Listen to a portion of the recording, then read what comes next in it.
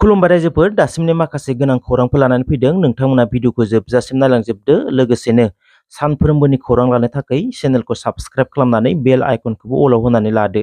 लोगोसे भिडिअखौ मोजां मोनदोंब्ला मोनसे लाइक खालामदो नोंथांमोननि मोनसे लाइकआनो आंनि गेदेरथार थुलुंगानाय जागोन अब्ला दिनैनि सेथि खौरां नोंथांमोननो होनो लागै आखायाव लादों क'क्राझार जिल्लानि दतमा हाथाइसालिनि गंसे गलानि मोखाङाव थांनाय 2023 मायथाइनि 9 डिसेम्बराव ग्रेनेड खुबैनाय जाथाय जादोंमोन बे जाथायखौ खालामनाय दायनिगिरिफोरखौ हमनो थाखाय पुलिसआ गोख्रोङै नाजानायनि गेजेरजों साब्रै दुथांफोरखौ हमनो हाबाय होनना खौरां मोनदों हमनो हानाय साब्रै दुथांखौ केएलअनि सोद्रोमा होनना मोनथिनाय जादों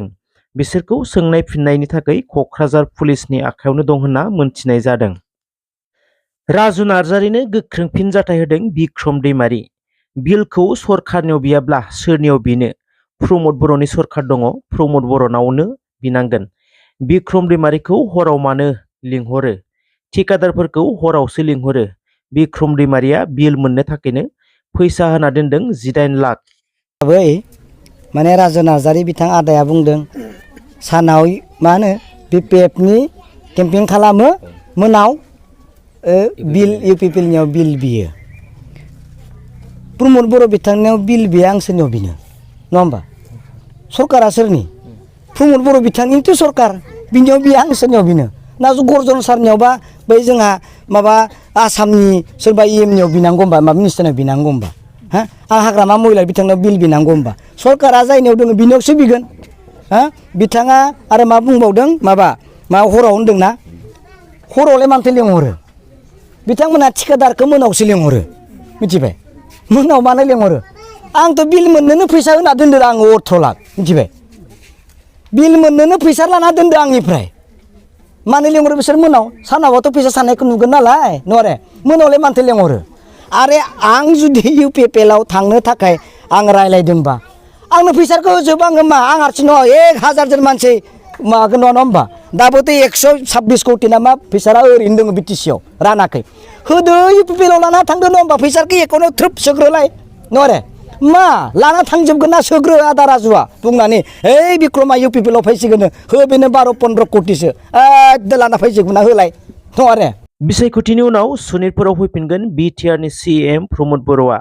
गासै अफिसारफोरखौबो लानानै फैगोन आरो ओनसोलनि साननो हनो हानाय सुबुंफोरखौ लानानै सनितपुरनि रायजो राजानि जौगानायनि थाखाय मास्टार प्लान बानायफैगोन प्रमद बर' आरो नोंथांमोनजों बेहाय जेसेबां जोंहा गामिनि मुरब्बी दङ ओनसोलनि साननो हनो गोरों दङ गासैजोंबो सावरायनानै बे ओनसोलनि जौगानायनि थाखाय मोनसे मास्टार प्लेन बानायफैगोन दा बे खोथाखौ आं बुंबाय अलरेडि गहपुराव 1 करोड़नि मोनसे गेस्ट हाउस जानो थांगासिनो दङ आरोबाव मोनसे सारिदुवार मैया 11 एप्रिल बिटिआरनि सिएम प्रमद बर' मिरु एबसुनि गाहाय नेहाथारि दिपेन बर' आरो आसामनि केबिनेट मिनिस्टार अशोक सिंहाल बिथांमोना सनितपुराव दावबायफैदोंमोन सनितपुरनि राङापारा खैलाजुलि आरो बिश्वनाथ जिल्ला बिमाजुलियावबो फैनानै फैगौ एमपि इलेक्शनखौ बिथा खालामनानै सनितपुरनि रायजो राजाफोरा रनजित दत्तनो भट होनांगौ होननानै रायजो राजाखौ खावलायदों हारिनि सार्थआव एकर्डनि सार्थआव एजेन्डानि सार्थआव जौगानायनि सार्थआव एनडिएनि बिजाथिखौ देरहा होनांगौ होननानै बुंदों मिरु एबसुनि गाहाय आफादगिरि दिपेन बर'आ सिमा बारायनांगौब्ला जौगानायनि खामानि मावनांगौब्ला जोङो थांनाय समाव बाजपेयी आरो आडवाणीखौ जेरैबायदि जोङो मदद होबोदोंमोन बे बारावबो नैबे सनितपुर लकसभानि सिङाव बिथांमोननि एनडिएनि जि बिजाथि रनजित दत्त बिथांमोननो बर' रायजो राजाफ्रा बयबो भट होगोन होननानै जानजि खाफ्रादों आरो एबसुआ बेखौ वेलकाम खालामदों आरो एबसुआबो बुंदों जे हारिनि सार्थआव एकर्डनि सार्थआव एजेन्डानि सार्थआव जौगानाय आरो सान्थिनि सार्थआव एनडिएनि जाय प्रार्थी रनजित दत्त बिथांनो भट होनांगौ 19 तारिखआव बे खोथाखौ जों बुंदों जुदिव जों माहारियारि आफाद फरायसा आफाद जोङो खुनु पलिटिकेल जोंहा एजेन्डा पलिटिकेल जोंहा बेबायदि एक्सन गैया किन्तु इस्यु आरो एजेन्डानि सार्थआव आरो जातीय सार्थआवसो जोङो आपिल खालामबोदों दा बेखायनो खोथाया जाबाय स्पष्ट फैबाय थानाय 19 तारिखआव सनितपुर बिश्वनाथनि रायजो राजाफोरा खुनु गुबुन खोथा सानाबासिनो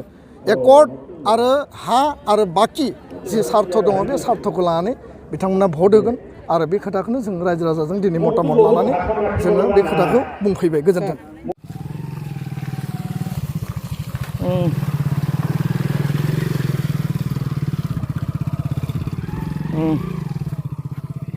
बास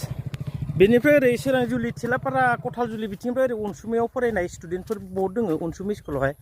माने स्कुलाव थांनो समाय मोनसे माने दैज्लाङावबा बिराद दिगदार जायो आरोना दैफोरा नै लामाफोरा ओरैबायदि जारलासो आं ससे थाबायनोसै नोंथां थ' बेखिनियावबा एसे दिगदार जागोन बेनिफ्राय ओरै जोंनि गामिया ओरै थाबाय ओरै हाजो जिंथिंहाय थाबाय ओइथिं थाबाय जोंनि गामिया बेनिफ्राय जों दा ओरै सिदा हांगोन नैबिथिं 6 नम्बर कथालजुलि थाबाय नैबे ओमफ्राय नैबिथिं खैलाजुलि थाबाय आरोना मा बुंनो खस्थ'थार आच्चा रायजोफोर बे जायगाखौ ना खैलाजुलि दैमा होनना बुङो ओरै अनसुमै आरो ओरै माबा मा होनना बुङोमोनलाय लकेसरनि गेजेराव नैबे दैमाया गिदिर मोनसे बिराद गिदिर प्रब्लेम बे जायगाखौ ना जोंनि बर'नि लिडारफोर प्रमद बर' सार बेनिफ्राय हाग्रामा महिलारि सार बिथांमोना गासैबो मिथियो बे जायगायाव फैखांनायसो बिसोर मिथिबायना मा होनना बुङो बेयाव गिदिर मोनसे आबसुनिबो मिटिं जालांबाय सिगां ओमफ्राय UBPनिबो मिटिं जालांबाय आरोना रायजोफोर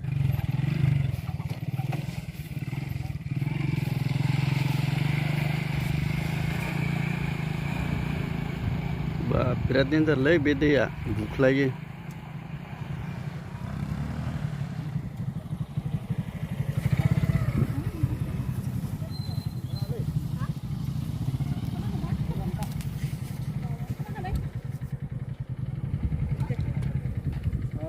नै फैबायना नै फैगासिनो जों सानैल' पास गारिया हायगासिनो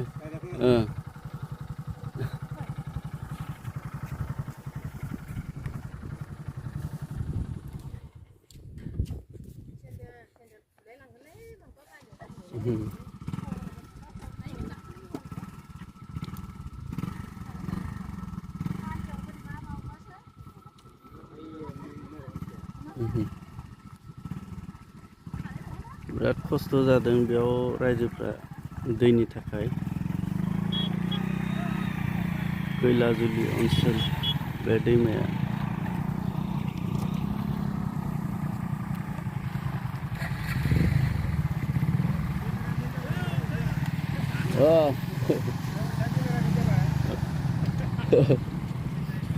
दे थांबाय था